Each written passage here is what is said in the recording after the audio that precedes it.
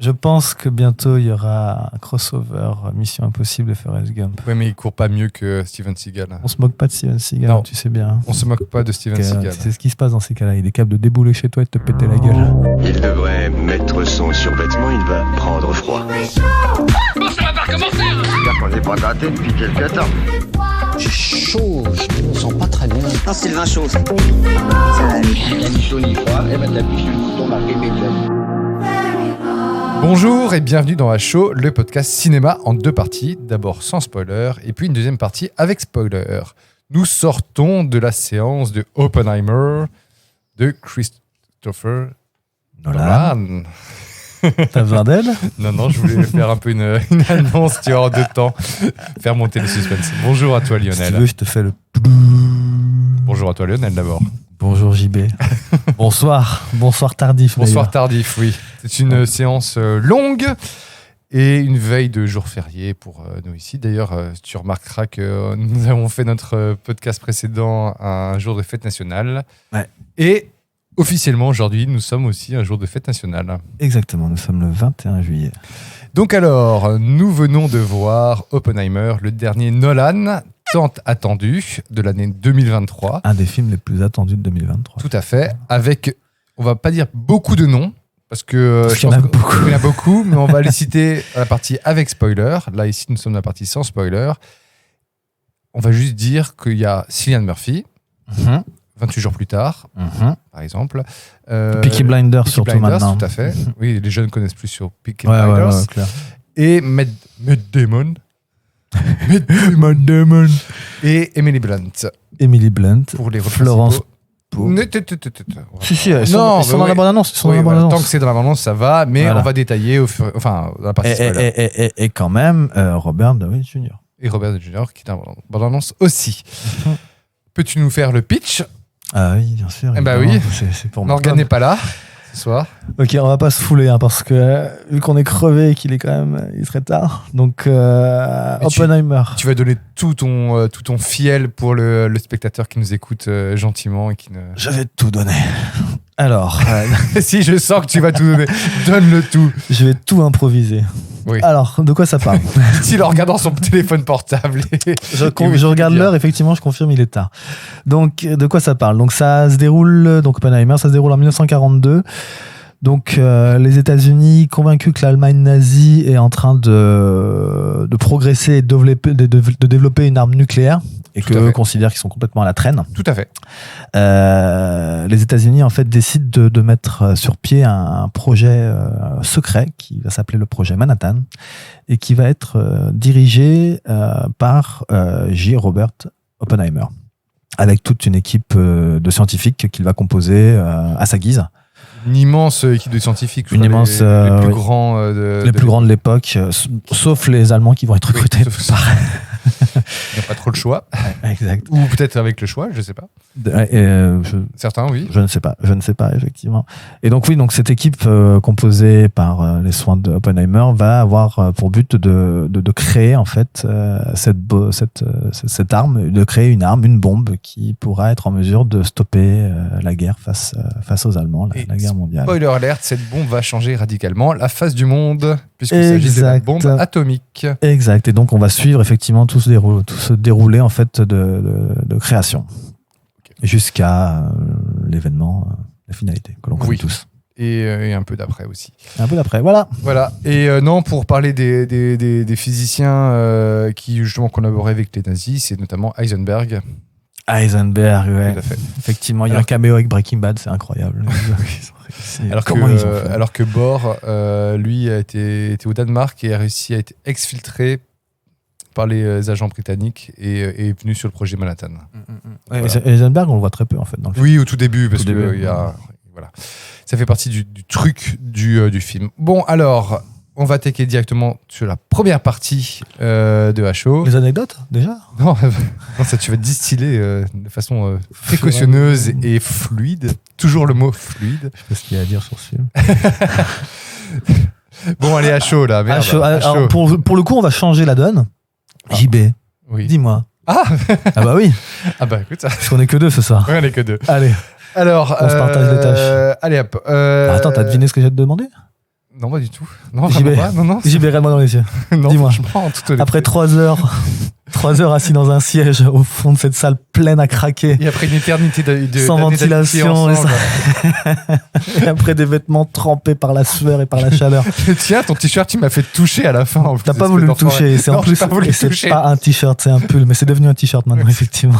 Tellement il est, enfin, même une serviette de bain, je sais pas. Bon, c'est- je repousse mon avis. Qu'est-ce que tu en as pensé du coup? Alors, dis-moi. à chaud.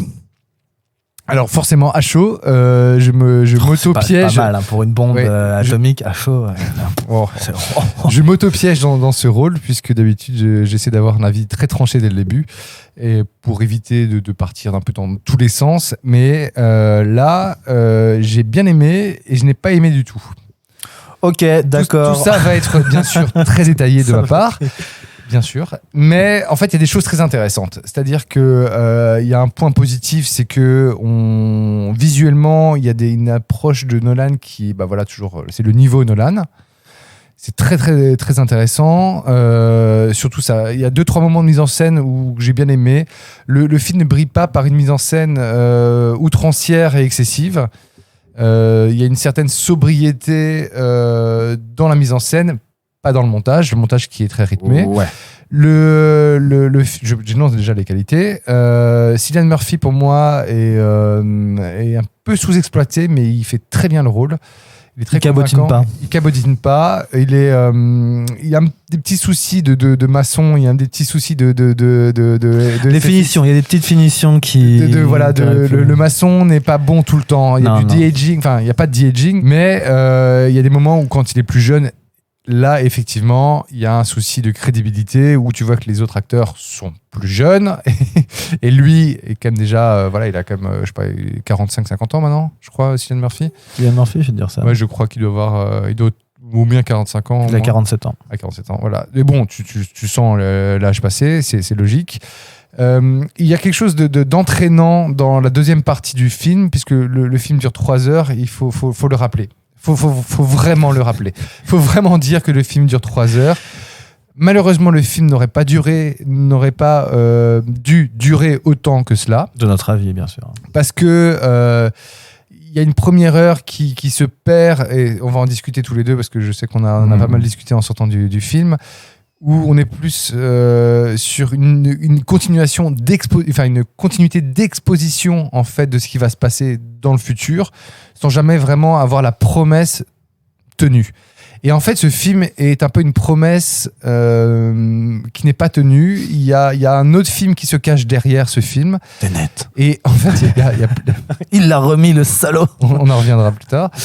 Il y a plusieurs films qui se cachent dans ce film de 3 heures. Il y a 3 parties distinctes, vraiment très très étrangement rythmées, avec une première partie où on revient beaucoup dans le passé pour expliquer en fait la jeunesse du personnage. Mais j'ai envie surtout d'attaquer directement sur le point qui m'a perturbé pendant tout le film, c'est que le film est vendu, et je n'ai vu qu'une bande-annonce au cinéma, c'était quand on allait voir le Wes Anderson. Ouais. Est vendu sur une promesse de la bombe atomique. Purement précisément ça. Ce qui est logique, il faut faire venir les personnes pour le cinéma, parce qu'il y a ce côté spectaculaire, de côté nolanien, de côté très jusqu'au boutiste de l'effet. Ils Et sont très beaux. Hein, en fait, le film raconte 3 films, mais les 3 parties ne racontent pas la même chose. Puisqu'en fait, il y a une partie où c'est carrément, on est sur la bombe. Il y a une partie sur la jeunesse, la formation de Oppenheimer. Il y a une partie sur l'après Oppenheimer. Il y a une linéarité, effectivement. Mais dans cette linéarité, il y a des. Et le film est déconstruit. Enfin, je veux dire, c'est comme. C'est pas du tout podcastique ce que je fais, mais c'est le signe de Tenet. Il croise ses doigts. Oui, les mains qui sont creusées. Donc, ça, c'est le fameux signe de Tenet. Ouais. C'est un peu ça. On y revient. Donc, on est sur les marottes de Nolan, avec ce croisement du temps. Les ellipses sont assez bien gérées, je trouve. C'est son cinéma de début, c'est son cinéma. Oui, voilà, on est sur l'exploration du temps. Et là, à travers la vision, enfin la biographie d'un personnage très important. Et extrêmement important pour Nolan, qui, tu le disais juste avant en off, que pour Nolan, Oppenheimer est le personnage le plus important de l'histoire. Moins l'impact. Ouais, L'impact sur le monde, une des plus importantes. C'est vrai. Et d'ailleurs, qu'il a plus d'impact, ce que je te disais dans la voiture, qu'en fait, il a plus d'impact qu'un Einstein, parce qu'il a une application, même si Oppenheimer découle de Einstein, mais l'impact précis, c'est Oppenheimer, puisqu'en fait, il change la vie de milliards de personnes. Il a concrétisé tout ça, quoi. Et il concrétise un peu dans une application très pratique, des théories, les théories de la relativité E égale MC2, pour pas refaire tout l'historique de Einstein et le condenser à une phrase et à un mot. Mais Oppenheimer et son équipe, puisque Oppenheimer a été le chef de plusieurs scientifiques, Team. au service de l'armée américaine et du gouvernement américain pour contrer les nazis et l'Axe, dont le Japon. Ah, t'es nazi, ces gars-là. Sa place est dans un musée. et donc, il croise... En fait, la promesse du film, c'est la bombe. Le résultat... De la bande-annonce. De la bande-annonce. Et ce qui est un peu mis en sous-texte pendant les 2 premières heures du film, c'est la bombe. Mais le vrai film, c'est la... Pas vraiment la première. Hein. Ouais, monsieur, enfin, si. Oui, on va y revenir. En filigrane. Parce que... Mais le film, en fait, c'est vraiment sur... voilà, le marketing, c'est sur la bombe. Mais le film s'appelle Oppenheimer. Il s'appelle pas Manhattan. Tout simplement. Exact. En fait, si vous voulez voir comment ça s'est passé avec la bombe, la création du projet Manhattan, voyez la série Manhattan.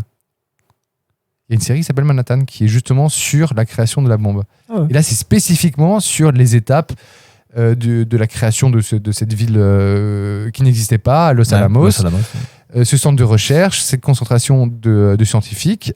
Tout ça, c'est la série Manhattan. Ici, on est Oppenheimer. Donc, on est sur la controverse et sur ce que ressent le personnage d'avoir participé, d'avoir créé l'arme de destruction massive et qui peut permettre à l'homme de s'auto-annihiler complètement. On va nous montrer le paradoxe que ça va créer en fait en Oppenheimer en fait. Voilà. Et tout le film et toute l'ambiguïté du film se joue sur ce point de marketing. Et c'est ça le vrai problème de Oppenheimer, outre les 3 heures.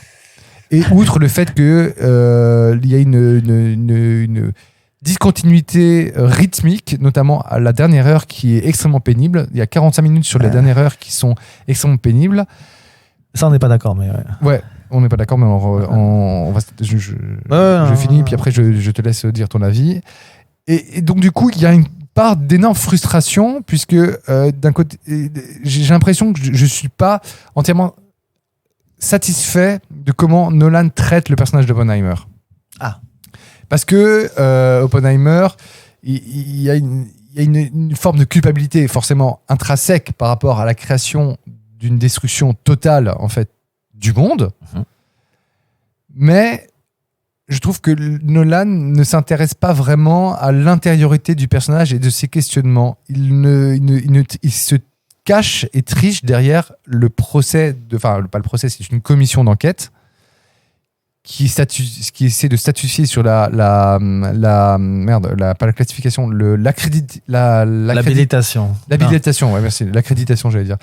L'habilitation d'Oppenheimer pour pouvoir secret défense entre guillemets et pouvoir gérer la direction du commissariat d'armement. Non, le commissariat atomique, la direction, le bureau de direction du commissariat de l'atomique, des armes atomiques en fait. Enfin oui, de la section atomique américaine, tout ce qui va péter. Et par rapport à ce travail d'intériorité du personnage d'Oppenheimer, j'ai été très déçu puisque je n'ai pas ressenti tout le questionnement, la culpabilité qu'ils essaient de nous faire paraître, parce que voilà, c'est une notoriété publique que, mine de rien, il est le père de la bombe, mais il n'est pas pour autant fier de ça. Non, c'est pas par rapport à la fierté. Comme des fois ce qui arrive avec certains parents.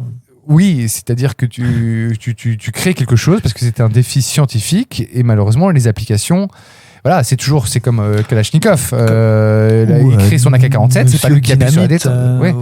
Non, Monsieur Saxophone aussi. Dynamite, c'est Nobel. Ah oui, merde. Et Monsieur Saxophone. C'est Sax. C'est Sax qui. Je crois que c'était à Dinan d'ailleurs en Belgique. Ouais, c'est un Belge. Mais là encore, c'est une œuvre qui lui a complètement échappé et les gens en ont fait n'importe quoi. Ouais, complètement. Dans les rues, t'entends des gens. T'entends le free jazz maintenant. Ouais, t'es complètement parti en couille. Et en fait, la vraie question de Oppenheimer, c'est qui est le plus dangereux, celui qui crée ou celui qui utilise, qui est en suspension à travers le film avec la culpabilité de son créateur, de son géniteur. Et avec ce rappel, avec le mythe de Prométhée, Qu'on te met bien dès le qu'on te début. met bien dès le début. Et je trouve que pour ça, cette thématique-là n'est pas du tout traitée. Puisqu'il y a une thématique anticommuniste qui est très présente. Ça, c'est le fond. Ça, c'est le fond. Oui, parce que c'est la toile de fond. Ça, c'est une toile de fond et c'est une toile de fond narrative par rapport à tout l'ensemble du film. Et ce qui est logique par rapport à un film, même si Nolan est anglais, un film américain où il y a un discours de propagande derrière. Enfin, quoi qu'il arrive, l'américain de base est beaucoup plus patriotique qu'un européen. J'imagine. Un européen. De ce que l'on voit de chez nous, oui. C'est pas le même patriotisme. D'un Non, c'est pas côté, le on même pourrait dire patriotisme. le côté gaulois avec ce côté récupéré par une frange zémourienne ou le péniste, avec ce côté gaulois avec ce côté par rapport aux traditions. Si tu Alors vois que les- l'américain, il y a un côté patriotique. Où Tu il y a- l'imagines comment c'est celui avec le drapeau planté sur sa pelouse, par exemple, ou des choses comme ça. Voilà, où il y a un amour Et de plus en plus inconditionnel en du France pays. aussi. Et c'est un peu le cinéma américain, depuis les années 50, véhicule cette image de patriotisme. Et je cherche Mais- mes mots, hein. Je ouais. fais des pauses, mais je cherche mes mots. Non, ouais, mais c'est C'est des concepts, tu vois. c'est l'époque du macartisme, en fait, qui a vachement amené ça, non? C'est. L'américain, c'est toujours c'est le roman national américain. C'est un pays qui date de 1775, je crois. 75. Lequel? Les États-Unis. Ah. Oui, la guerre d'indépendance, c'est 1775. Face aux Anglais, c'est une colonie. Donc, c'est un pays qui a même pas 300 ans. Effectivement. C'est un pays qui n'a pas connu des guerres intérieures. Enfin, une guerre, c'est la guerre de sécession, Oui. qui a fait des centaines de milliers de morts. Mais c'est un pays qui s'est construit que sur la conquête d'un territoire Complètement. et pas forcément sur la conquête d'elle-même. Et mine de rien, les conséquences de la guerre de sécession, le Sud et le Nord, se ressentent toujours maintenant. Ça n'a jamais été totalement réglé. Ce côté républicain dans le Sud, avec ce côté très traditionnaliste, et ce côté ouvert démocrate. Alors que ce qui est très intéressant, c'est que pendant la guerre civile, la guerre de sécession, c'est les républicains qui étaient pour l'abolition de l'esclavage. À Abraham Lincoln était républicain, il ne faut pas l'oublier. cette Et époque-là, les il y avait républicains encore ont changé à partir justement de la Première Guerre mondiale, où effectivement il y a l'hégémonie, la domination américaine a commencé à s'implanter et se constituer à partir de la Seconde Guerre mondiale comme étant les rois du monde. Et parce qu'avant, c'était l'Empire britannique et même hollandais, limite, à travers toute la Il y avait conquête les navale. Portugais, les Français, les Espagnols, effectivement. les Espagnols, faut pas oublier les Espagnols, l'Amérique du L'Europe Sud. était très forte, effectivement. Voilà, c'est vrai. la Première Guerre mondiale, c'est la fin de la domination européenne. Mhm. Parce que les Américains sont arrivés en guerre en 1917 pour aider et à finir la guerre en France. Le problème de tous ces timelines et des ellipses qui se fait, c'est que des ellipses qui se font, ça a besoin d'un background historique assez précis et d'avoir une connaissance en fait assez quand même poussée de ce que c'est la Seconde Guerre mondiale. Donc je pense qu'il y a un côté plus boomer dans l'approche. Ah, tu penses, ouais. Oui, parce que Tu penses que ça aurait nécessité plus mais de il faut profondeur? non, mais il faut. Je pense qu'il fallait plus peut-être des marqueurs temporels pour comprendre les avancées. Ici, on ne fait que des allers-retours entre le présent. Enfin, non, il y a plusieurs présents en plus dans le film. Ouais, Il y a deux présents. Il y a un présent en noir et blanc. Pour la commission. Non, alors justement, c'est ça qui est confusant. C'est-à-dire Ouais, qu'en fait, effectivement, oui. il y a une timeline avec Robert Downey Jr. qui est en noir et blanc. Ouais. Et il y a une timeline de la commission. De la commission Et qui est ce en sont couleur. deux choses qui ne sont pas en même temps. Et qui ne sont pas en même temps, effectivement. Mais qui sont mis en parallèle. Je trouve qu'il y a un problème de timing, de clarification, de linéarité dans son utilisation du timing. Et c'est dommage parce que, en tant que spectateur, du coup, ça déforce complètement une histoire par rapport à l'autre, dont on n'en a plus rien à foutre. Et du coup, on perd du temps sur savoir qu'est-ce que au final, pense et qu'est-ce que ressent, qu'est-ce qu'était Oppenheimer. Et je ferai un dernier parallèle, après je te laisse la parole. J'ai beaucoup trop parlé. C'est que je mets en rapport avec First Man de Damien Chazelle. Ah. Avec sur Neil Armstrong. Neil Armstrong. Et pas Louis Armstrong. J'ai pas dit de conneries encore. Non, je sais que la semaine dernière j'en ai dit un paquet, mais là je me concentre. Non. Mais je vois, tu me reprends comme si j'allais le dire. Damien Chazelle parle de l'alunissage, de Neil Armstrong particulièrement. Damien Chazelle. Pas mal. Et ce qui est très bien, et ce que j'ai beaucoup apprécié dans l'interprétation, effectivement, qui est très monolithique de Ryan Gosling, c'est qu'en fait, on est vraiment sur l'intériorité de Neil Armstrong. On est sur vraiment l'étude du personnage, une vraie biographie. Damien Chazelle réussit une biographie de Neil Armstrong. Or ici, Nolan ne réussit pas une biographie de Oppenheimer. Il en fait un show qui reprend à sa forme, et je trouve qu'il n'arrive même pas à imposer sa vision d'auteur, parce que je ne sais même pas quel est son positionnement, lui, face à Oppenheimer et face à la bombe. Est-ce qu'il veut vraiment prendre... Mais tout le monde a un positionnement. En tant qu'auteur, il a à poser son regard par rapport à Oppenheimer, comme Chazelle le fait. Chazelle le fait avec intimité. Dieu sait que je n'aime pas Chazelle. Dieu sait que j'ai des problèmes avec Chazelle. Je trouve que c'est un poseur. Je trouve que Babylone est compliqué, que c'est un étron qui est envoyé à la figure, avec son côté sympa, rigolo, mais en même temps, t'es couvert de merde à la fin. Mais littéralement. Oui, voilà, pour faire une référence à une scène de film. Mais il arrivait sur First Man à travailler un sujet, un événement de l'histoire à travers un prisme particulier d'un homme. Et parce qu'aussi, il ne se dispersait pas sur différentes timelines, je pense, dans First Man. Damien Chazelle. Il se concentrait principalement sur son... Si, parce qu'il y a des allers-retours avec la jeunesse, entre guillemets, le passé de Neil Armstrong, quand il a perdu son enfant, quand il était pilote d'essai pour... mais on reste sur une personne principalement, et il y a très peu après de second rôle qui viennent forcément intervenir là-dedans. Et surtout, il y a Oppenheimer, forcément, c'est Oppenheimer, mais c'est une équipe derrière. Mais c'est aussi Oppenheimer qui est la tête de gondole. Bien sûr, ils le disent, le père. C'est le consul, je ne sais plus comment, à un moment, c'est Taylor comment il le dit, une sorte de gourou, en fait, de tout ce qui est technologie atomique. Il dit, t'es devenu une sorte de référence gourou. Tout à fait. C'est pas faux.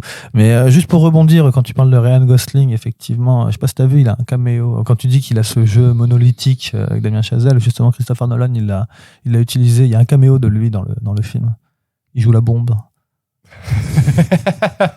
Putain, j'étais en train de chercher, mais qui va dire, putain, je l'ai pas vu. C'est pour ça que j'ai pas voulu te laisser chercher. Non, c'est pas la peine. T'as désamorcé la bombe. Mais au final, j'ai été déçu. J'ai trouvé le film sans aimer. Trop long. J'ai aimé des choses, j'aime les parties. Je pense pas que je vais le revoir en IMAX. Nous ne l'avons pas vu en IMAX. Je ne pense pas du tout que je vais me précipiter pour aller le voir en IMAX. Je pense que Nolan rate sa cible. Je pense que Nolan va se planter. Les pronostics. La salle était comble. La salle a rigolé. Il y a eu des moments où... J'ai pas compris les scènes de rire. Moi j'ai rigolé. Oui, mais toi, je voyais pourquoi tu rigolais. Les gens, c'est ça, parce que je suis un con.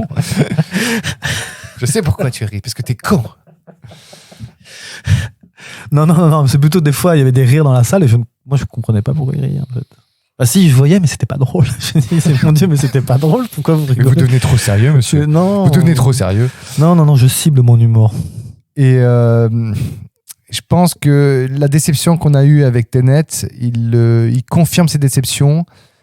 Il y a une maestria, notamment les 2 premières heures, il y a une maestria sur des inserts, un peu à la Homme d'exception de Ron Howard avec Russell Crowe, avec ce côté où on a une matérialisation visuelle de pensée mentale. À travers justement cette fusion des atomes, tout ce bouillonnement, c'est une idée, effectivement, c'est une création de l'équipe technique. Ils ont réfléchi à ça, comment mettre en parallèle ses pensées et sa création à travers ces mouvements. Il y a des choses qui fonctionnent, je trouve. Ça marche visuellement. Là, dans la mise en scène, c'est intéressant, c'est novateur, je trouve. même s'il y a un jeu un peu au niveau du mixage sonore qui est, du sound design qui est très, C'est pas le pire. Ce film-là, c'est pas le pire. Oui, voilà. Le compositeur s'en sort bien au début, après je l'ai oublié. Qui est de Ludwig Göransson. Tout à fait. Qui avait été sur Tenet. Voilà, que j'avais pas trop aimé sur Tenet, mais à part un ou deux thèmes. Ici, les thèmes sont oubliables à merci, mais le sound design est intéressant. Au moins, on est loin des boum-boum Mais par contre, du coup, il manque un peu d'expérimentation, un peu comme il y avait eu dans Dunkerque. Parce que Dunkerque, le film a ses qualités, a ses défauts. Moi, j'ai moins apprécié Dunkerque, mais il y avait une approche sur un sound design intéressant en fonction de la situation. Hans Zimmer D'accord, ok. Ouais. Voilà. Donc voilà, mon avis, c'était très long. Ouais, c'était complet. J'ai parlé de pas mal de choses, mais sans spoiler, pour l'instant, c'est mi-figue, mi-raisin, mais plus raisin que figue. Donc, je vous laisse choisir quelle partie est raisin. En tout cas, c'est bien sympa de me laisser passer après toi, parce que voilà. Qu'est-ce que je dis moi maintenant? Mais vas-y, balance tout. Balance tout. Et là, quel est ton avis à chaud, mon cher Lionel? Alors, j'ai bien aimé sans trop aimer. Je dis quelqu'un, je répète ce que quelqu'un a dit il y a 30 minutes.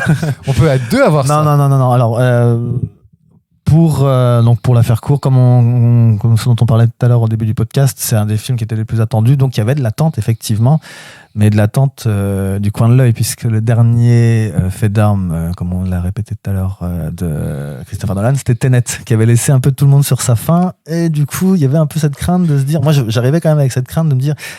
mais parce qu'il se perdait dans sa propre son propre illogisme. Est-ce qu'il va réitérer ceci? Est-ce que ça va recommencer? Non, moi au global, en y réfléchissant, depuis qu'on est sorti, quand même, j'ai quand même passé un bon moment, même si j'ai transpiré, que j'ai eu chaud comme un fou.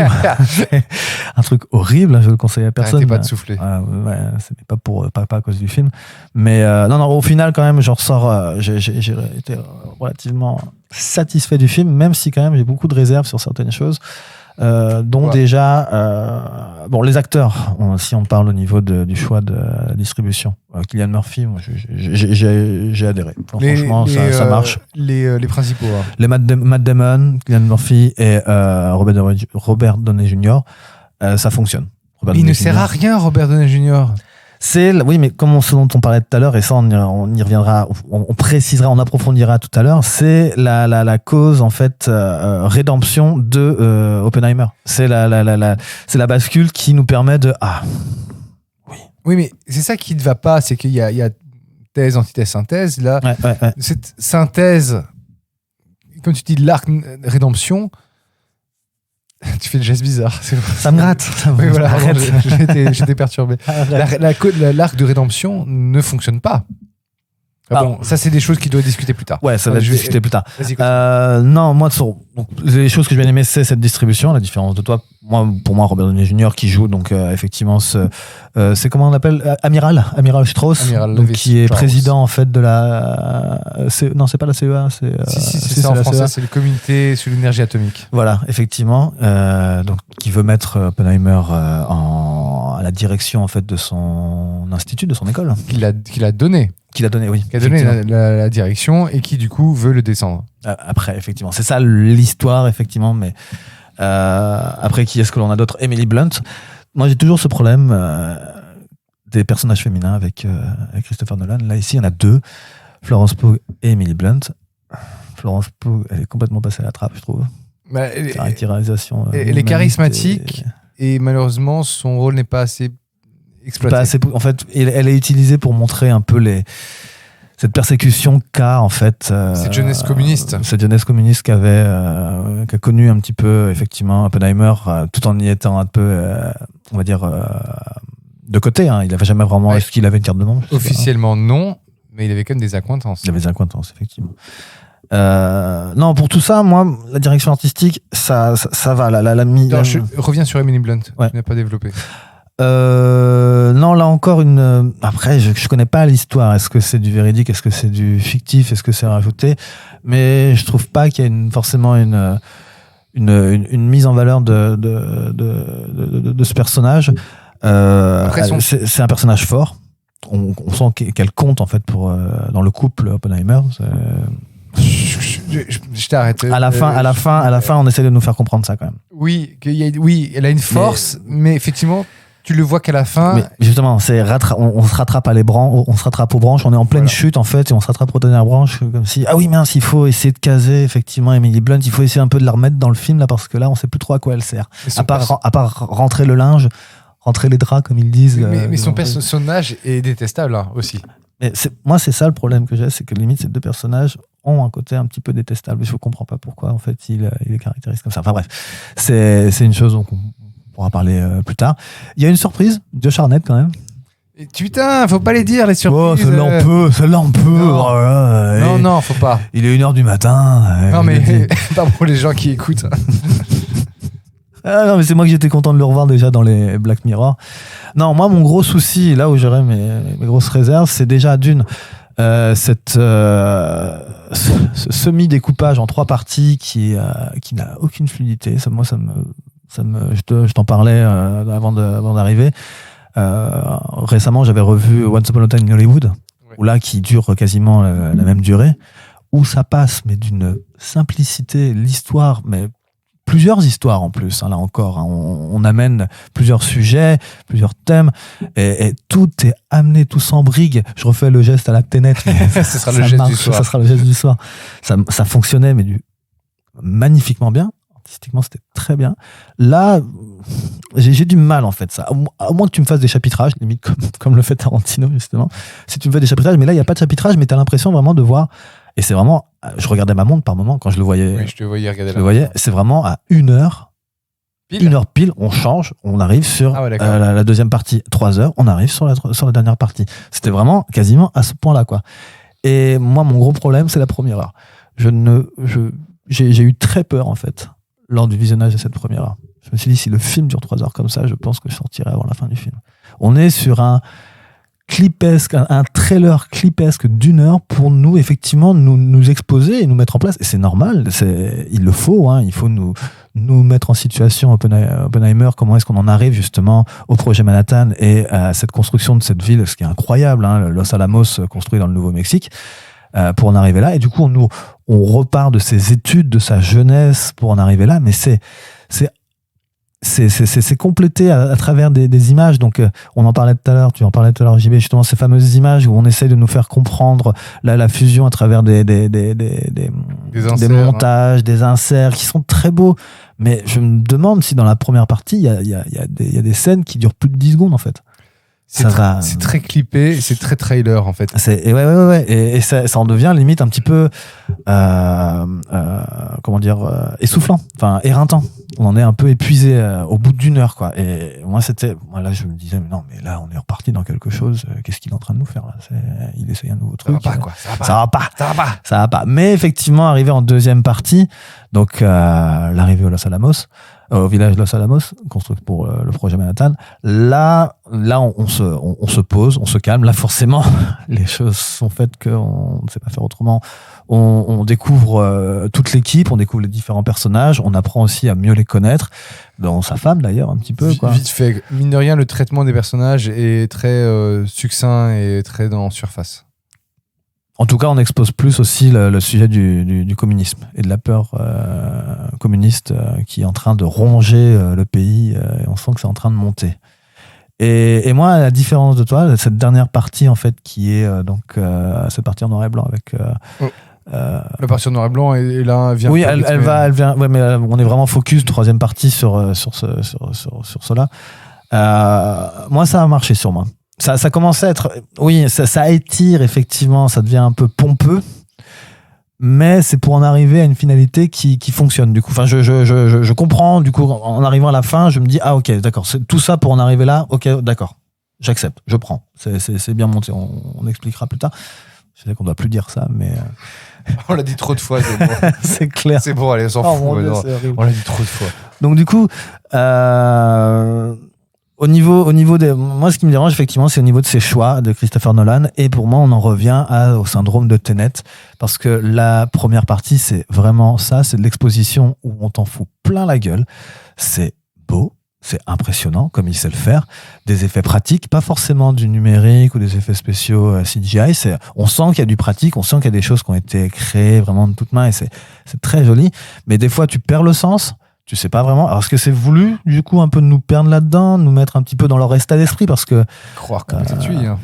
moi, ça m'a même paru un peu bizarre de mettre une sorte d'autisme. Limite, on a l'impression qu'Oppenheimer, dans sa jeunesse, il avait cette sorte d'autisme où, tu sais, comme quelqu'un qui voit les chiffs, en fait, quand on lui dit de calculer. C'est l'effet homme d'exception. Hein. Ouais, voilà.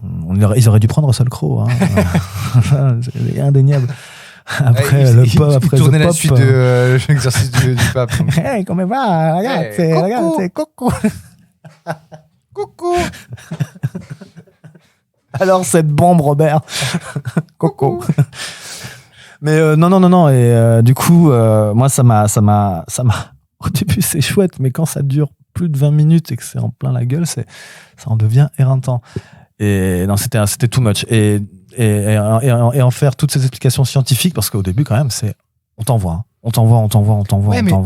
Ça, justement, ça me manque un peu. Moi, j'aurais aimé un truc un plus. Un scientist porn. Oui, mais dans ces cas-là, approfondi, parce que là, c'est envoyé, mais sans vraiment de suite. C'est du show-off. Ouais, c'est du show-off, exactement. C'est vraiment ça. C'est ah oui, tiens, tel truc et tout, fais tes calculs et tout. Tu vois des feuilles, tu vois. Voilà. Je demande pas à ce qu'on m'explique tout. Bien sûr, je pourrais pas comprendre. Non, c'est trop physique quantique, c'est trop compliqué. Mais quand ils veulent t'expliquer, essayer de le faire avec nos mots, parce que là même encore, quand ils en parlent, toi t'es là, ok, on prend, on sent qu'on est largué, on comprend rien. D'ailleurs, même il y a un truc qui est intéressant, c'est quand il fait une conférence en allemand, c'est pas traduit, t'as remarqué? Non, c'est en hollandais. C'est en hollandais, autant pour moi, néerlandais. Hollandais. Et c'est pas traduit. Oui, non, mais c'est juste pour faire comprendre que son pote qui est américain ne comprend rien. Oui, mais là, c'est intéressant. Là, c'est justifié. Oui, c'est juste. Non, je trouvais ça. Sur le coup, tu dis merde et tout. Et en fait, ouais, tu dis ah oui, non, mais c'est malin. Et pareil, quand il prend le bouquin en sanskrit, il aurait dû le dire en sanskrit. J'ai pas aimé cette scène. Elle était bullshit. C'est du bullshit. C'est une scène à l'eau de rose romantique foireuse qui n'apporte rien. Pour la suite, elle n'apporte rien. Mais après, si limite jouer encore sur son pour nous faire comprendre que c'est un homme qui se sent constamment coupable de ses actes. Oui, surtout que le choix du passage est étrangement très révélateur et fort. Comme si elle l'avait compris. Oui, alors que bon, toi tu lis le moindre truc. Imagine. Tu sais lire le sanskrit. Tu ouvres une page au hasard. On dirait un sketch de Bigard. Oui. Et là, comme par hasard. Il y avait combien de chances que ton sanskrit vienne sonner chez toi? Combien de chances? Qu'elle monte les 18 étages. Voilà. Bon, admettons. Bref. Mais au final, c'est ça. Un des soucis, c'est qu'il ne sait pas choisir quelle partie traiter et il le traite mal. Autant un homme d'exception, pour revenir sur un côté scientifique et une belle adaptation scientifique, où on aurait pu parler aussi du film avec Benedict Cumberbatch sur Alan Turing. Ah oui, Ultimate Game. Non, Ultimate Game. Non, ça c'est un film avec... Imitation Game. Ultimate Game, c'est avec Gerard Butler, autant pour moi. Oula. Encore un grand acteur. Mais il devrait faire des duos avec Russell Crowe, les deux d'ailleurs. Oui, clairement. Là, ce genre de film scientifique, ils arrivent à mixer. Or là, il veut parler de plein de choses en 3 heures et je pense qu'il a même pas assez de temps pour en parler. C'est l'effet Tenet. Il a un sujet qui lui plaît. Limite, tu vois, Interstellar, que je trouvais déjà complexe, je trouve que c'est mieux foutu, c'est mieux amené. Oui. On redescend un peu à taille humaine, à hauteur d'homme pour pouvoir un peu expliquer tout ça. Voilà. Mais là, t'as l'impression qu'il est en roue libre. Excuse-moi, c'est juste pour finir, mais c'est parce que c'est ça qui me désole. Et j'espère que dans la suite, ça va pas aller dans ce sens-là forcément. Mais moi, c'est ce que je redoutais et c'est ce qui s'est passé. C'est que la première heure, mais tu ressors, mais c'est une indigestion un petit peu de tout ce qui est sur la création de la bombe atomique. C'est intéressant, mais au final, tu te dis, j'ai pas tout compris. En fait, c'est intéressant, mais c'est traité de façon trailer avec des punchlines. La création de Los Alamos dure littéralement 2 minutes. Alors que quand Matt Damon arrive, il met du rythme. Ils ont dépensé sans compter. Mais ce rythme-là n'a finalement aucun intérêt. Non, à ce moment-là, non. Ok, cool. Bon, je crois qu'on arrive à la fin de la partie sans spoiler. Je pense aussi. Super. Passons à la partie avec spoiler. Et nous voilà dans la partie avec spoiler. Alors, mon cher Lionel, je vais parler du casting, le temps d'ouvrir mon téléphone. Alors, il y a Allons-y. Cillian Murphy, Melly Blunt, Matt Damon, Damon. Robert Downey Jr., Florence Pugh. Florence Pugh, tout à fait. Jason Clarke, qui est un sosie de Joel Egerton, je trouve. Ah putain, oui, je l'aime bien cet acteur. Ouais, j'aime beaucoup aussi. Qui On le voit dans, Vrai enculé, lui. Si dans le Planète des singes, le deuxième. oui, Planète des singes, et aussi dans Terminator Genesis. peut-être, mais Je t'ai dit une dans belle merde. Zero Dark Thirty. Ah oui, exact. Et d'ailleurs on le confond un peu avec Joel Egerton. Ensuite on a un acteur que j'adore, Matthew Modine, Exact. Qui a un revient. bon rôle. Un bon rôle. Oui, parce qu'il est gentil. Kenneth Branagh, que je déteste toujours autant. Ça va là ici. Oui, il apparaît pas beaucoup, heureusement.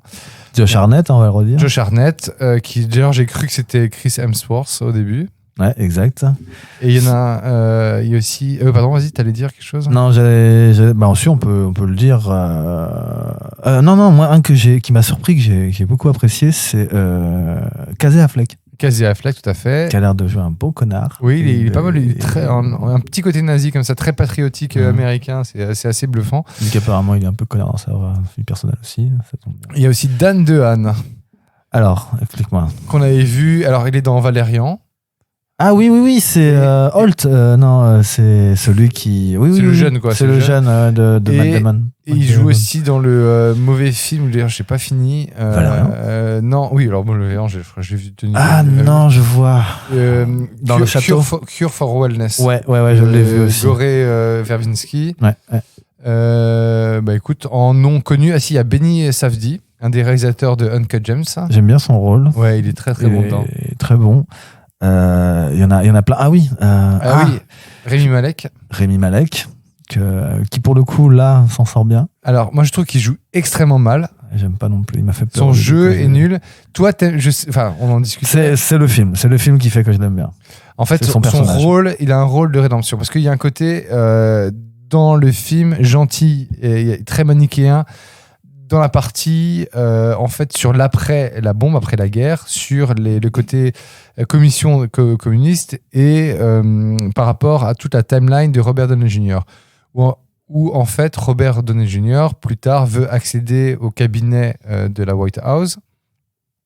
Exact. Et donc, du coup, passe devant une commission, le Sénat, pour être validé. Et en fait, on comprend qu'il a torpillé Oppenheimer dès qu'il a pu, parce que selon lui, il était parano. Lewis, le rôle de, Lewis Strauss, l'amiral. l'amiral Lewis Strauss, qui était le directeur, non pas le directeur, parce que c'est qui gérait le commissariat à l'énergie atomique aux États-Unis, n'aimait pas Oppenheimer parce qu'il y a eu des dissensions, parce qu'il est en fait tout simplement parano, parce qu'il pense que tout tourne autour de lui. Exact. Et il essaie de se venger en provoquant en fait la commission qui permet de l'habilitation de Oppenheimer et qui est en fait le fil rouge de l'histoire du film Oppenheimer. Et c'est ça qui ne va pas dans ce film, c'est que il y a la vie de Oppenheimer, il y a la timeline de la commission d'enquête et il y a le passage devant le Sénat de Robert Downey Jr. Le passage devant le Sénat de Robert Downey Jr., on comprend pas trop d'où ça vient. C'est en noir et blanc. C'est un sublime noir et blanc. Ça, franchement, on n'a rien à dire. Mais dans l'histoire même d'Oppenheimer, ça n'apporte strictement rien. Et c'est ça, en fait, qui ne va pas dans la troisième partie pour moi. Et là, je vais te laisser défendre la troisième partie.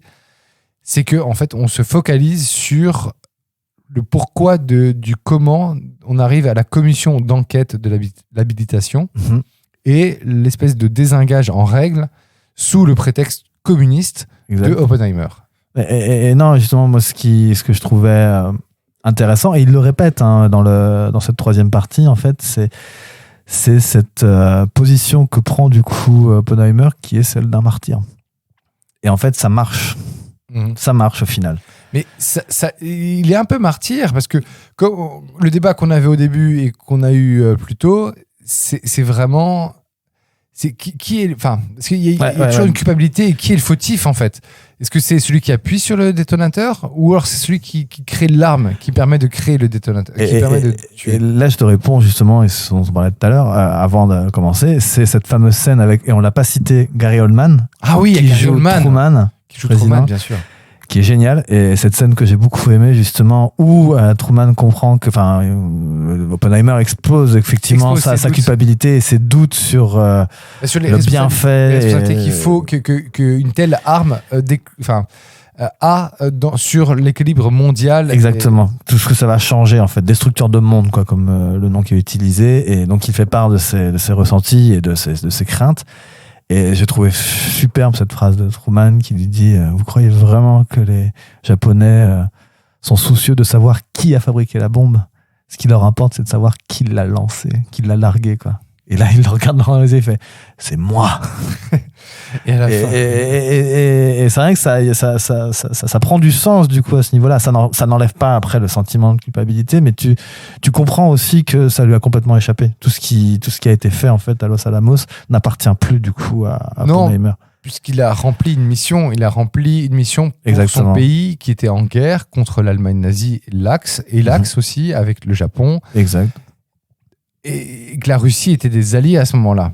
Exact. Faut pas oublier ce principe-là, même si le sentiment anticommuniste commençait déjà à grandir aux États-Unis, même si pour raconter que le communisme au niveau des intellectuels américains dans les années 30 était très présent. Et en soi, le communiste peut être intéressant. Le problème, c'est le soviet. C'est plutôt ça. C'est qu'est-ce qui a été fait du communisme. Et je reviens sur la dernière phrase de Truman. Quand il part, en fait, on l'entend en off. C'est I don't want to cry baby. Je ne veux plus revoir ce pleurnichard. En traduction française, je ne connais pas le mot en anglais, mais. Cry baby. Il a dit cry baby? Ouais, cry baby. D'accord, ok. Et non, effectivement. Et en même temps, et c'est vrai parce que la machine de guerre américaine, le roman américain, l'histoire américaine qui se construit en permanence sur leur victoire. C'est pour ça que le trauma de la guerre, pas d'après, mais encore après, avec le Vietnam. Le Vietnam, ouais. Même si la Corée est un échec aussi en tant que tel, mais le Vietnam est un vrai échec, est un vrai traumatisme pour les États-Unis, parce que c'est une guerre qui n'ont pas perdu, entre guillemets, puisqu'ils sont retirés, mais dans les faits, ils se sont ont retirés, clairement perdu.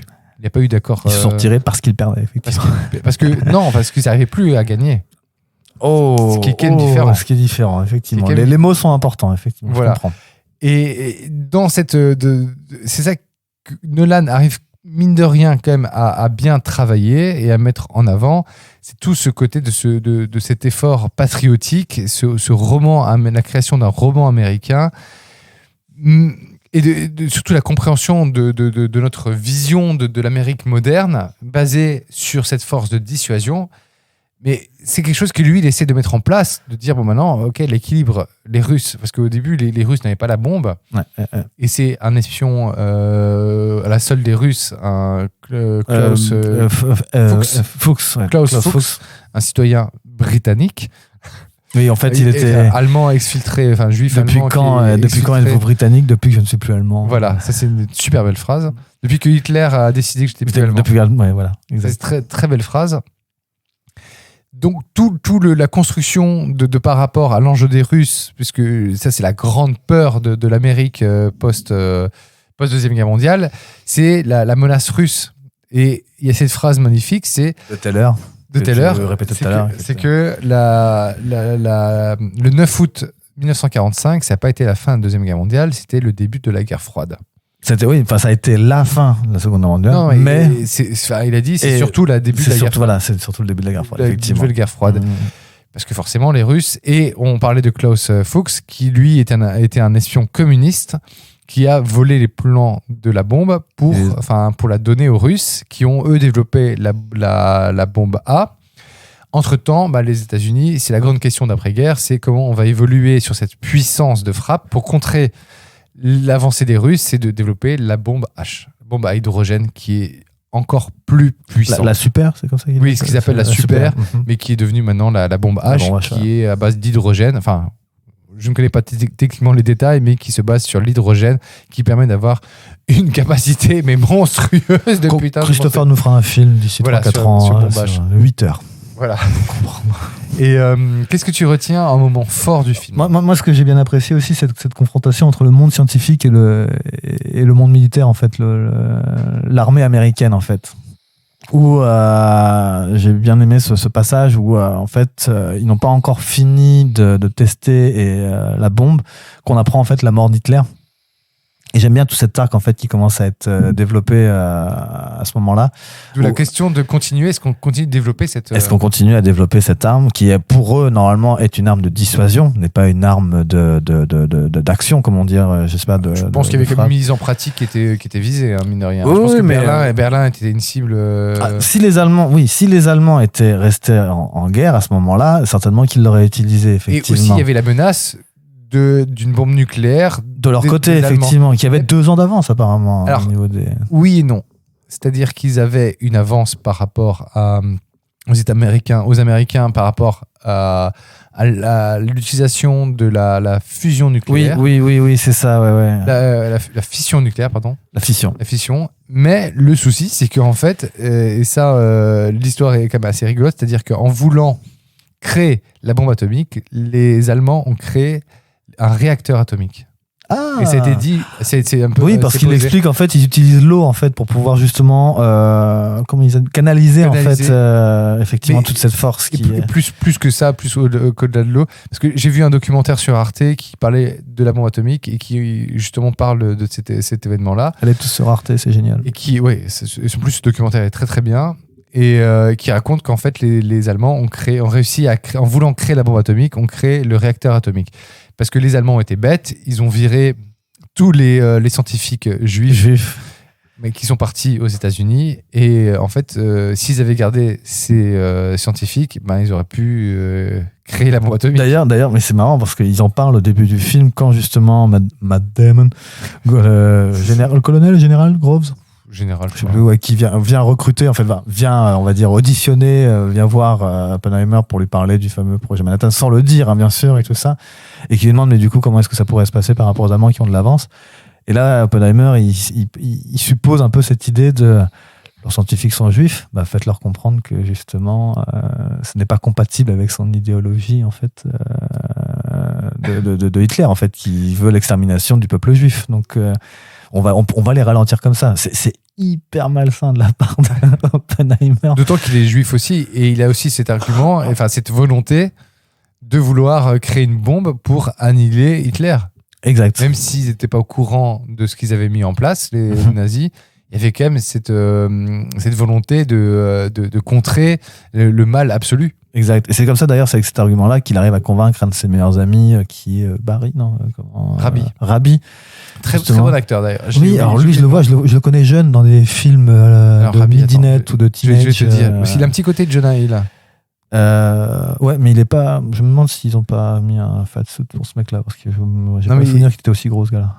Attends, je vais te dire qui c'est. Non, je suis en train de regarder. D'ailleurs, continue. Et du coup, en fait, donc il expose cet argument en disant, parce que l'autre ne veut pas en fait rejoindre le groupe de scientifiques à Los Alamos, Rabbi, parce que pour lui, si leur finalité scientifique, c'est pour construire une bombe qui exterminera le monde, il n'aura pas l'intérêt. Et effectivement, Oppenheimer lui expose le fait que oui, mais si les Allemands l'ont les premiers, on va tous disparaître, quoi. Donc il faut que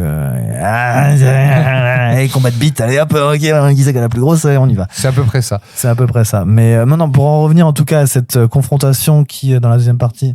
J'ai le nom. Après, on va repartir sur la confrontation.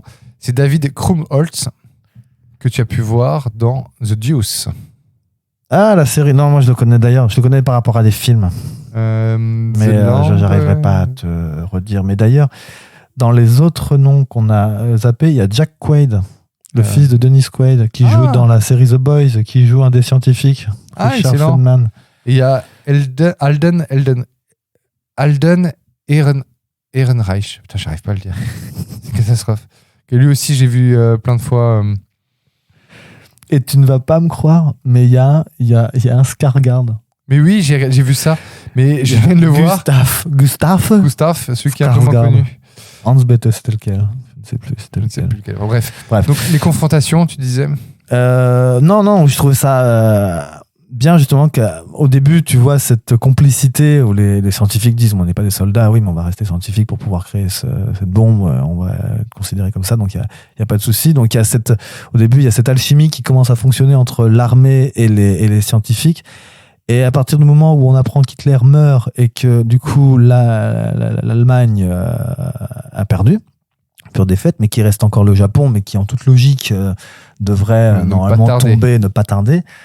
Pour eux, du coup, l'utilisation de la bombe n'a plus de raison d'être. Non. Donc en fait, ils sont tous plus ou moins d'accord pour OK, on continue les recherches, mais lancer la bombe, pourquoi faire? Et là commence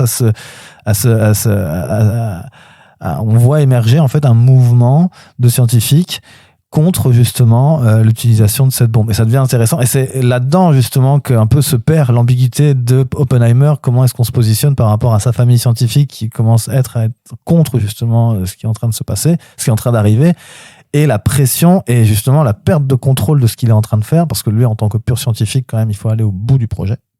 Il faut faire la chose, parce que lui, il ne voit pas la... Et le côté militaire aussi. Et le côté militaire qui reprend dès qu'ils comprennent que c'est OK, tout lui échappe des mains.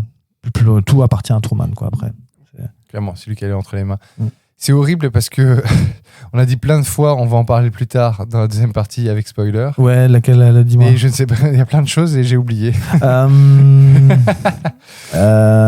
Si on peut parler de ce fameux personnage de l'acteur qu'on n'aime pas trop, mais qui se défend bien, sauf pour toi, Rami Malek. Ah oui, Rami Malek. Alors, qui est un peu le twist du film. Voilà, en fait, c'est ça qui est dérangeant, c'est qu'il y a une volonté de mettre des gentils et des méchants par rapport à Oppenheimer. Et c'est pour ça que le positionnement de Nolan par rapport à son héros est trop manichéen. Ouais, mais ça, scénaristiquement, en fait... Rami Malek et le côté rédemption, ouais. Et il vient appuyer au Sénat pour faire une déposition contre Robert Downey Jr. et exposer le fait que ce soit un méchant, le vilain. Et là, c'était pas nécessaire, en fait. Ouais, mais l'image du martyr Oppenheimer, là, elle n'en ressort que plus grandie, quoi, en fait, puisque d'un coup, c'est la chute de Strauss et la consécration. Mais ça ne sert à rien. Ça ne sert à rien. Dans 3 heures de film sur Oppenheimer, ok, ça sert peut-être. Alors, ça sert à une chose, c'est qu'il y a un côté. En fait, vous, spectateurs, on vous dit que, en fait, finalement, ok, il était peut-être un peu communiste, hein, pour rassurer un peu les Américains, bien taper du ciboulot. Et en fait, regardez, non, c'était une machination contre lui. Non, oui, je vois ce que tu veux dire, mais n'empêche qu'après, il y a ces échanges avec Einstein. Bon, le fameux échange qu'on ne connaît qu'à la fin du film. Oui, mais il est bien. Il est bien, justement, où même sur l'héritage.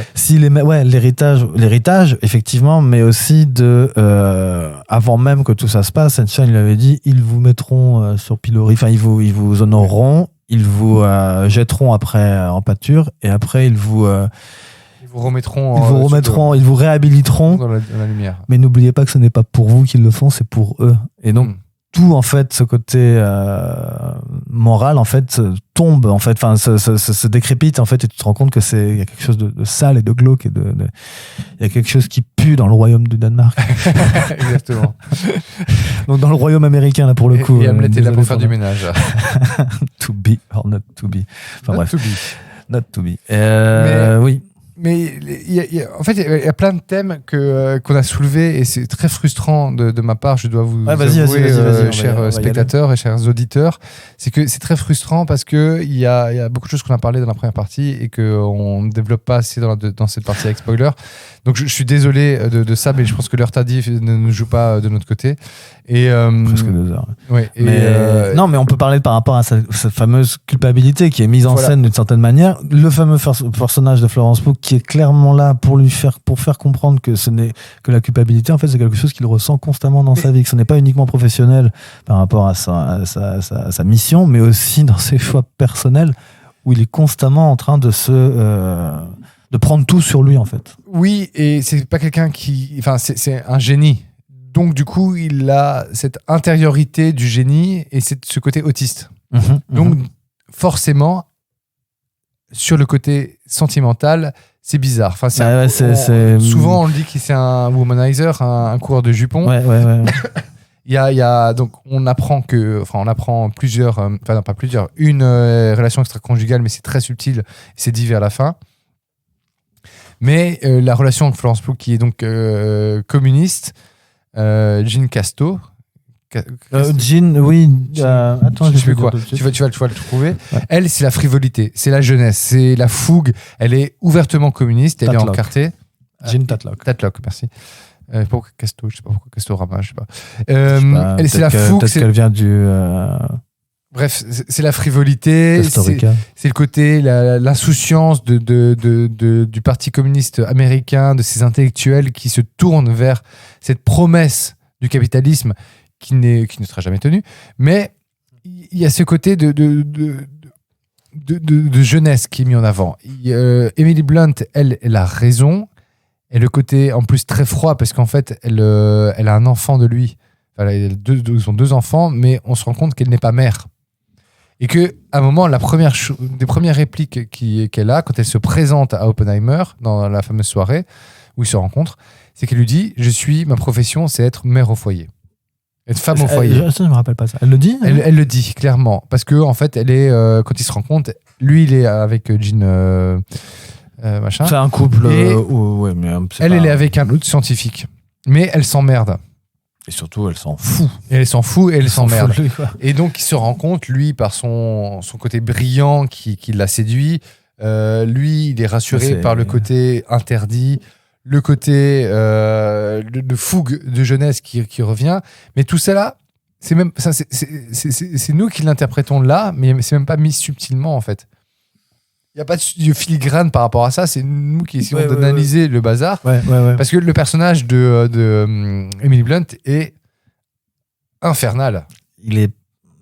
Et enfin, après, dans les codes sociétaux et dans le code moral par rapport à une mère qui préfère boire que de s'occuper de son enfant, c'est dégueulasse. Oui, mais ça encore, c'est pas grave encore. Ça. Ouais, mais ça nous pousse, nous, le spectateur, à être dans le jugement et de se remettre du côté du pauvre Oppenheimer qui, lui, en fait, est le produit de son temps, c'est-à-dire l'homme qui fait que travailler, qui rentre. On imagine qu'il est jamais là, effectivement. Qu'il est jamais là, qui fait que travailler parce que c'est un génie, qu'il est dans sa tête, qu'il est égoïste, parce qu'il est focus sur sa volonté, ça c'est la première partie du film, de révolutionner la physique. D'apporter la physique quantique d'Europe, de l'émigrer et de la mettre aux États-Unis, puisque lui, il était pas parti, il a fait ses études, une partie, parce qu'il il était à Berkeley, il est parti après il a été en Allemagne, non, pas en Allemagne, mais en Hollande sûre et en Angleterre, à Cambridge. Ah oui, voilà. Donc, il importe ce côté, cette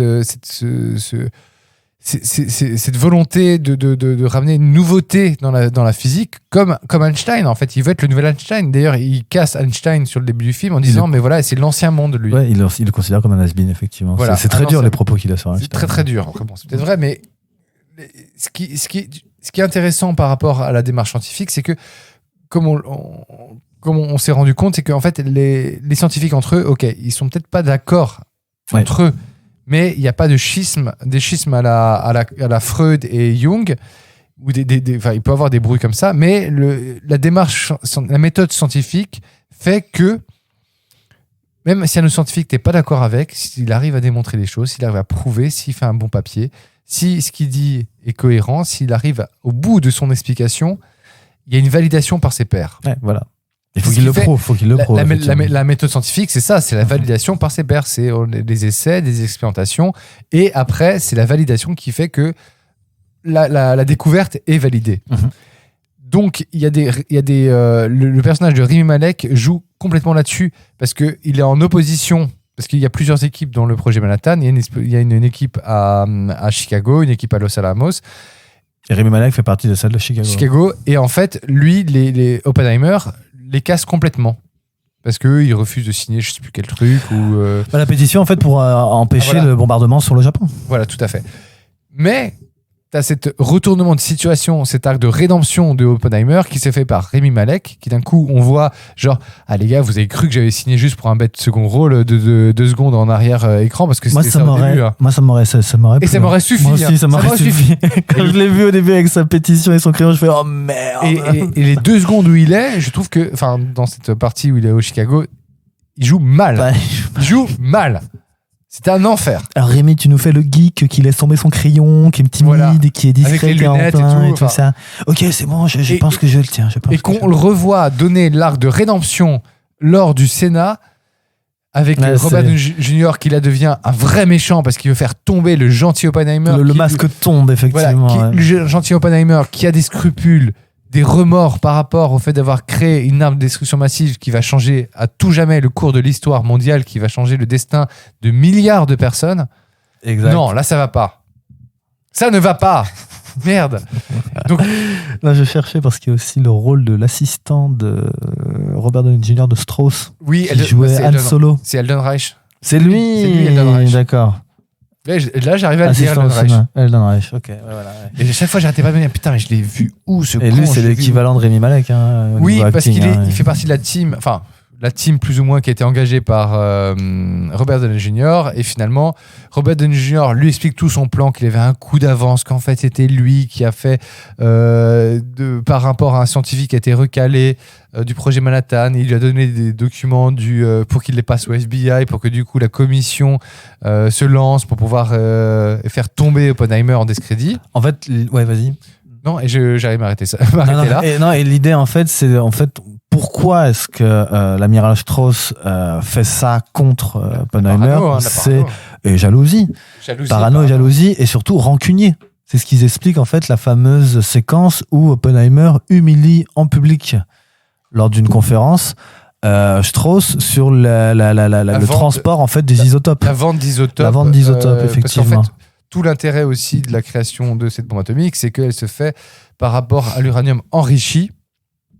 Alors qu'en fait, si on doit extraire l'uranium tel quel, pur, brut, il n'y a pas assez de gisements et pas assez de choses. Donc du coup, la solution était d'enrichir l'uranium pour pouvoir utiliser la fission nucléaire pour pouvoir faire le cassage d'atomes et la réaction en chaîne. Punaise, IB, là, d'un coup, je te regarde et je vois des lunettes et une sorte de tablier de physicien. Le saviez-vous Fun fact. Oppenheimer s'appelait J.R. Julius, le Z, c'est pour Julius. Robert. Bref. Julius. Oui, Julius, pardon. Même pas John. Bref, on se Mais perd. on s'égare. On s'égare. On s'égare. Et Mais oui. voilà. Bon, revenons sur la première partie. Et après, je propose de partir sur la deuxième partie qui est la meilleure. Et on je arrêtera pense la partie également. avec spoiler. Mhm. La première partie, il y a une chose qui est super bien dans cette première partie, c'est les effets de mentalisation. Ah, t'as bien aimé, toi, ça? J'ai beaucoup aimé parce que voilà, je travaille la 3D. Il y a des choses que je trouve très chouettes. C'est un peu du déjà vu. Je vois déjà ça sur les artistes que je suis sur Instagram. Mais c'est beau. Ouais, c'est beau, mais clipesque. Clipesque. Et le Clipesque problème, et- c'est que ça revient pas. Non, effectivement. Non, c'est ça- la première heure, c'est tout, quoi. Effectivement, ça ne réapparaît pas après. Donc tu te dis, est-ce que ça aurait été intéressant, effectivement, que ce puisse être des marqueurs, en fait, par rapport. Un gimmick. En fait, ce qui revient, par contre, en fait, non, c'est même pas que ça revient, c'est juste que ça apparaît dans la suite. C'est ce fameux arrière-plan qui se met à bouger, en fait. Tu vois, qui devient, en fait, trouble, Une fois- qui se floute et qui. se passe après. Ça arrive plusieurs fois. Oui, non, mais une fois que la bombe atomique a été pétée et qu'il s'est rendu compte, en fait, du point de non-retour. Et tu as cet arrière-plan qui vibre et c'est un effet de mise en scène très subtil. Et d'ailleurs, je rebondis sur un autre effet de mise en scène. On en a parlé là pendant la pause. Oui, je me regarde vers la gauche. pour Partout où voir, tu regardes, je regarde. Non, parce que c'est la pause, on l'a passé là-bas. C'est la mise en scène dans la commission où quand il parle, parce qu'il a eu une nuit où il s'est un peu égaré avec son ex-copine. Égaré avec sa femme actuelle.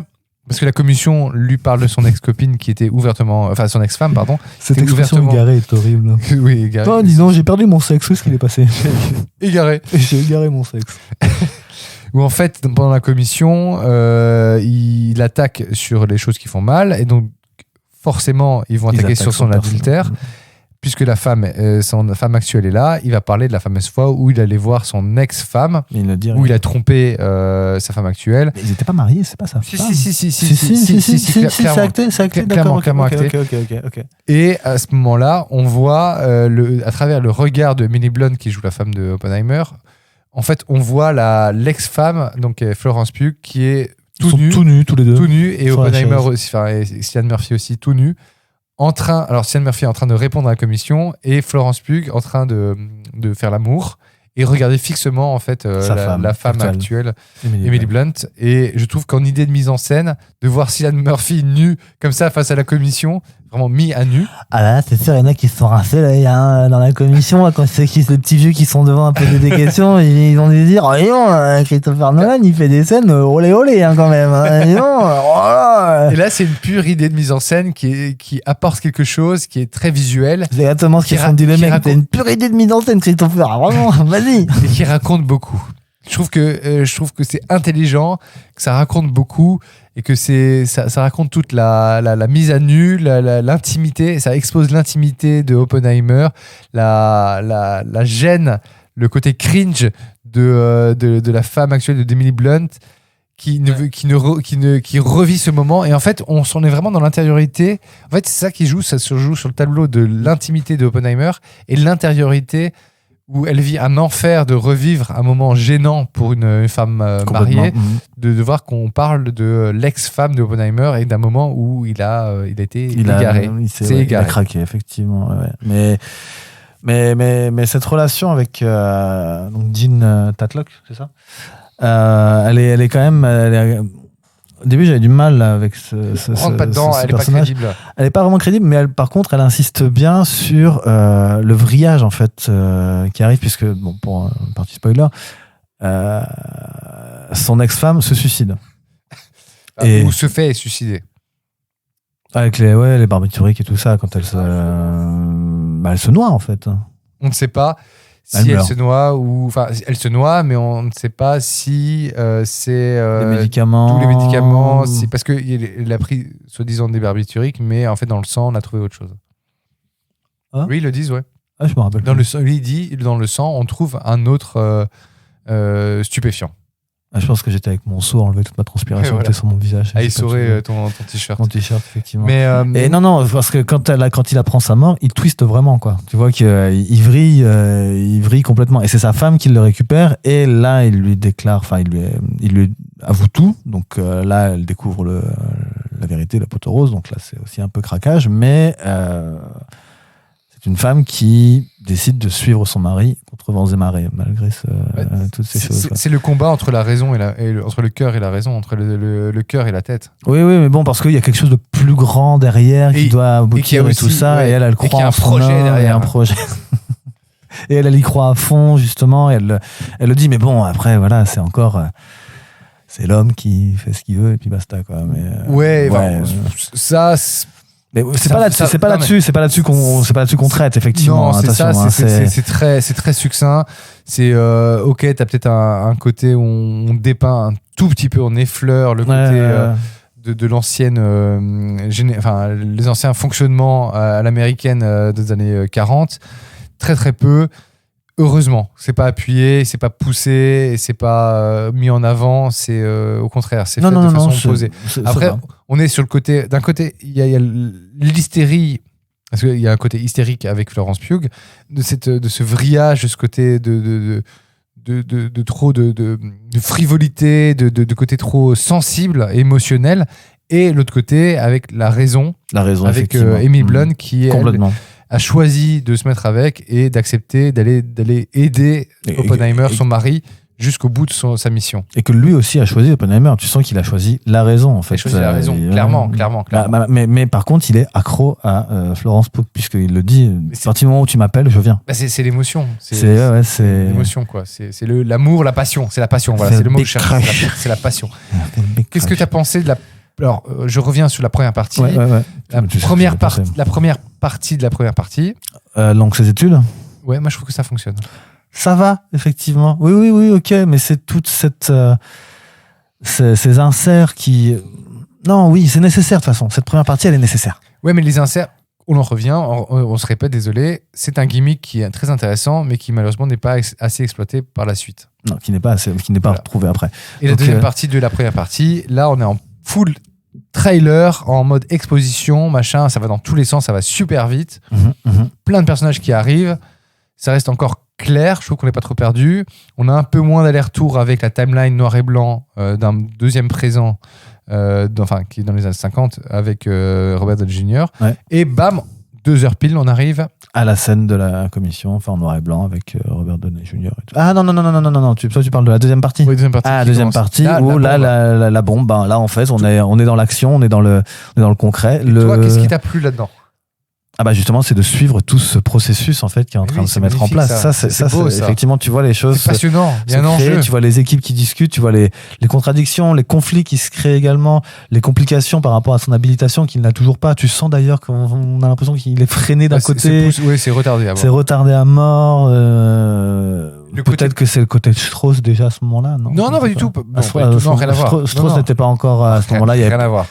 Non, parce que la commission de l'énergie atomique est créée après la guerre. C'est juste, d'accord, ok. C'est juste qu'il est vachement. Oui, mais quand il l'a humilié. Il était amiral pendant la guerre. Il était amiral. Mais quand il l'a humilié, c'était quand?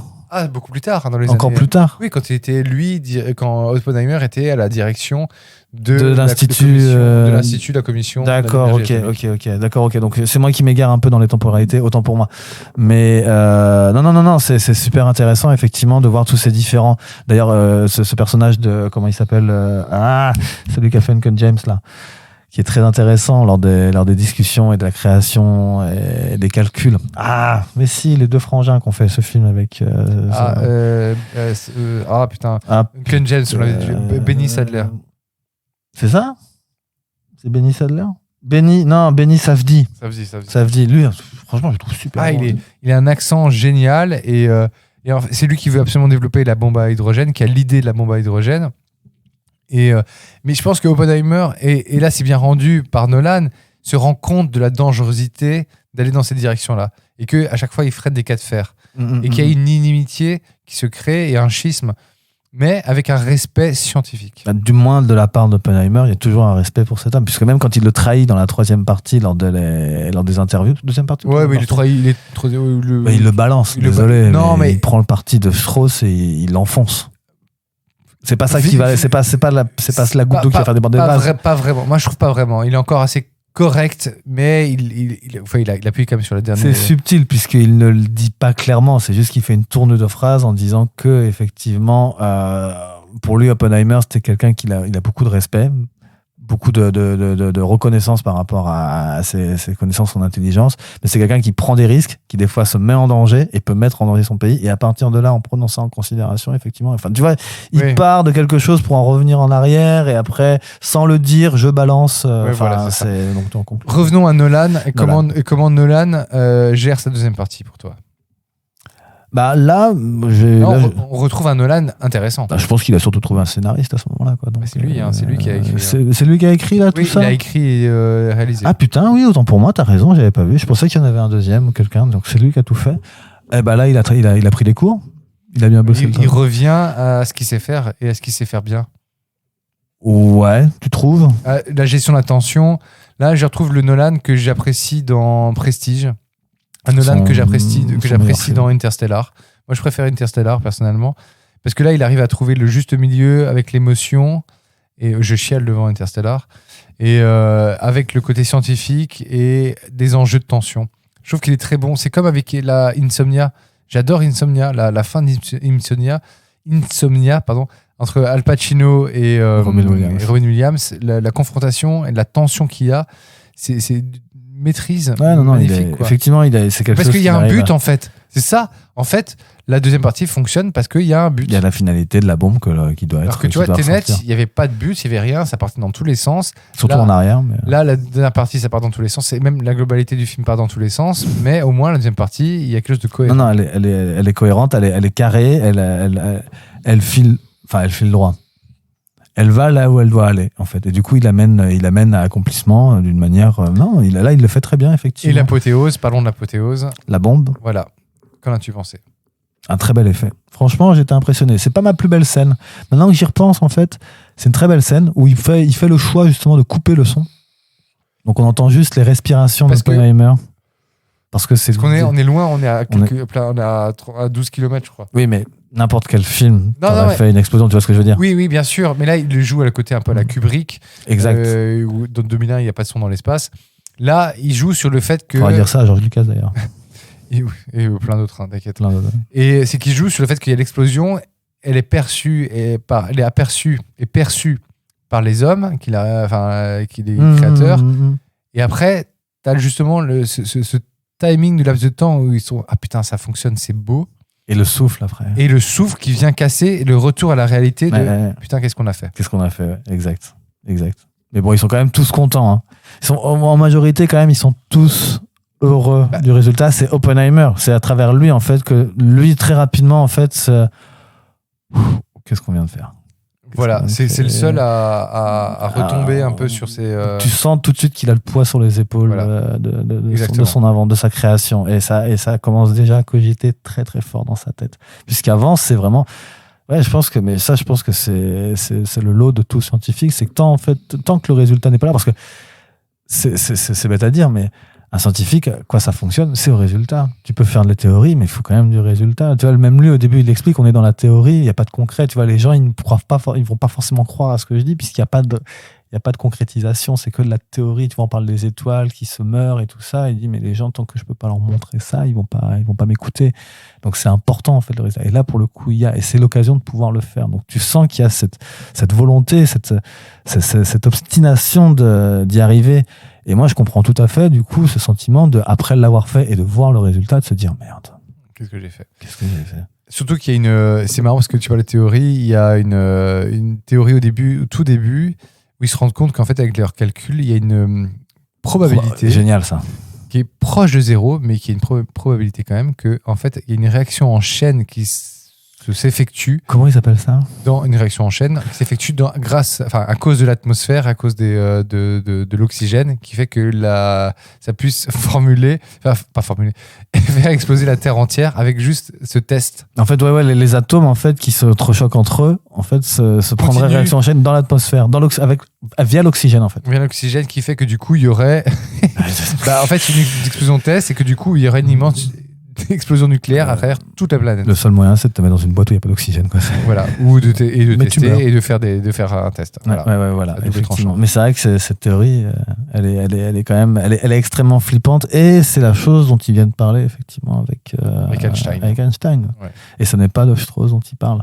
Et juste avant, parce que là, effectivement, on va pas tarder, toi, tu as une de tes scènes préférées du film, quelque chose qui t'a marqué. Moi, c'est la bombe. Ça, c'est la bombe ? Ouais, la bombe, parce qu'il y a tout ce jeu avec le son, ce travail sur le sound design, ce travail sur l'explosion en tant que telle, qui est un juste milieu entre le spectaculaire, les promesses non tenues du seul trailer que j'ai vu, avec où ils mettent en avant les inserts, avec comme si on voyait l'explosion de près, très proche, avec ces étincelles où on voit vraiment les neutrons et les électrons, les atomes, pardon, bouger. C'est très beau, effectivement. C'est très et en même temps, il n'y a pas ce côté-là dans l'explosion. Et c'est ça que j'ai aimé, c'est cette insouciance, en fait, de ce test. C'est l'insouciance que dégage ça. J'ai vraiment été touché par ce souffle qui a du retard. Ces mecs qui ont des verres de soudeur. Qui sont là, qui regardent naïvement. Un gars qui s'allonge sur des matelas par terre. Oui, qui regarde pas le flash, alors que le flash, si tu regardes le flash, t'es aveugle. Sache-le. C'est quoi qu'il dit à un moment, le Fisquaid en fait, tu mets pas de lunettes ? Non, les vitres de ma voiture empêchent les rayons UV de passer. Et j'aime beaucoup cette insouciance, ce moment de flottement, et ce qui résume bien, en fait, tout ce côté de cette expérience, c'est-à-dire que ils arrivent au moment où ils sont confrontés face à l'échec, et à l'essai et à l'échec. Et en même temps, s'ils réussissent, ils changent le monde. C'est limite le début de la fin. Ce qui est un peu la finalité, les derniers mots Einstein et d'Oppenheimer. Voilà, alors que nous, on est des enfants de Tchernobyl, où on nous a la peur du nucléaire, on ne l'avait pas en mode américain des années 50, avec la Non. peur du communiste, on l'avait vraiment avec la peur de la non-contrôle nucléaire, en fait. Exact. Mais bon, à partir du moment où les nuages radioactifs s'arrêtent aux frontières, il n'y a pas de problème. Bah oui, C'est au journal. On Ils l'ont essaye. dit. Ils l'ont dit. Mais ne l'ont pas le dit. ils l'ont dit. Ils l'ont dit. Hein. Ils l'ont dit. Non, et c'est vrai que nous, c'est des choses qu'on n'a pas pu connaître. Non, par rapport aux années 50, mais en tout cas, on est les enfants de Tchernobyl et cette peur de l'incident nucléaire. Et je mets aussi je rajoute une référence par rapport à la peur du nucléaire. C'est un film assez spécial. C'est un téléfilm anglais produit et réalisé par BBC en 1980 qui s'appelle Threads. Threads.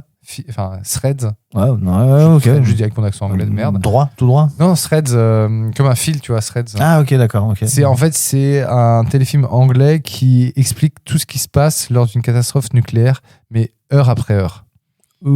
C'est un film extrêmement... je crois qu'il est disponible sur YouTube, je crois, en anglais.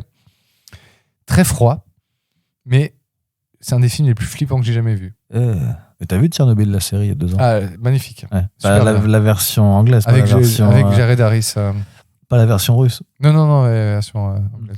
Enfin, américaine, HBO. Oui, américaine. Voilà. Et toi, c'était quoi ta Il y a une scène que j'ai beaucoup, en y repensant là encore maintenant, en faisant un peu le bilan, c'est la scène après la réussite de la bombe, où il vient faire une déclaration sur ce petit parterre de locaux du village Los Alamos qui sont là pour venir l'écouter. Et on sent une excitation. Il y a ce bruit que depuis le début du film, on entend des bruits de pas, on ne comprend pas d'où ça vient. Et en fait, lui, c'est quelque chose qui n'arrête pas de le travailler. Et on sent que cette scène, c'est une bascule en fait dans sa tête, quoi, à ce moment-là. Puisqu'avant, il y a effectivement la volonté, l'envie de vouloir faire péter cette bombe. Et en fait, à travers ce discours, à travers ces gens qu'il voit en face de lui, pour moi, ça représente bien justement ce qui va se passer. On voit en fait l'hystérie.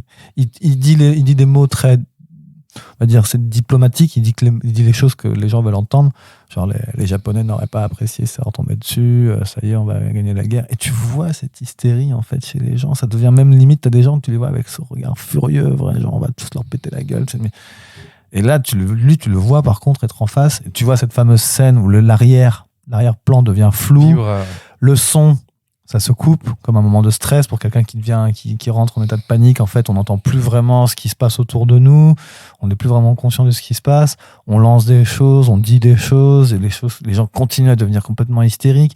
Il aperçoit une femme en train de pleurer, comme si cette femme, du coup, on peut elle aussi réaliser, mon Dieu, qu'est-ce qu'on vient de faire. Il voit un autre couple qui est en train de s'embrasser. Donc aussi la réussite, la victoire, ça y est, on est les plus forts, la vie. Très contradictoire justement, la vie. Il sort, il voit un de ses collègues qui est en train de vomir. On suppose que vu que c'est un scientifique, pour moi c'était un de ces scientifiques qui vomit en fait de dégoût en fait.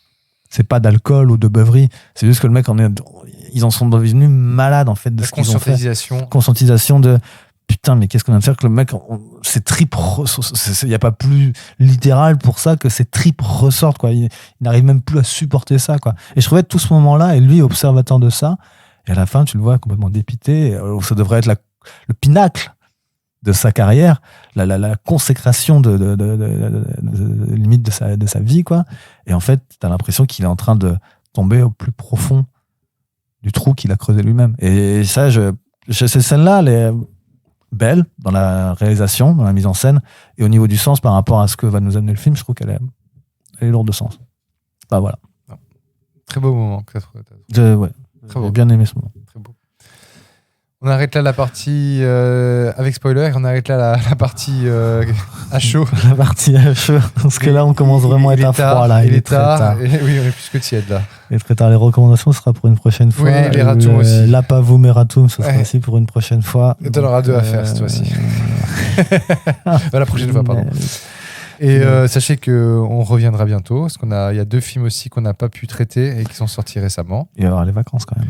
Il y aura des vacances aussi, et on va caser. Et encore un épisode spécial qu'on vous promet depuis 3 numéros, mais qui viendra. Après, pour les vacances, peut-être que je pourrais m'arranger pour faire un visio. Mais oui, on fera peut-être un visio. Tu sais qu'il y a une possibilité dont on s'appelait. Le son est pas dingue, on a essayé, mais ça fonctionne. Donc, auditeurs, dites-nous. Si c'est viable pour vous, on vous testera ça. Mais effectivement, une visio, ça peut être pas mal. En tout cas, allez voir Oppenheimer. Sauver le cinéma. Sauver le cinéma. Et n'y allez pas avec un gros pull. Et Choisissez bien. quand même, je me permets une petite recommandation parce que je pourrais pas la faire après. Enfin, si, je pourrais la faire après, mais je vais recommander 10 secondes. Je recommande un truc que je n'ai pas encore vu. C'est une première. Mais bon, c'est une valeur sûre. C'est la saison 11 de Futurama qui arrive la semaine prochaine sur Disney+. Putain, sa mère. Ah putain, sa mère, exactement. Voilà. C'est exactement ce que je me suis dit quand ce sera le mot de la fin. Fucking holy shit. Shut up and take my money. Allez, bonne nuit à tous. On vous aime. Ciao. Ciao, allez au cinéma.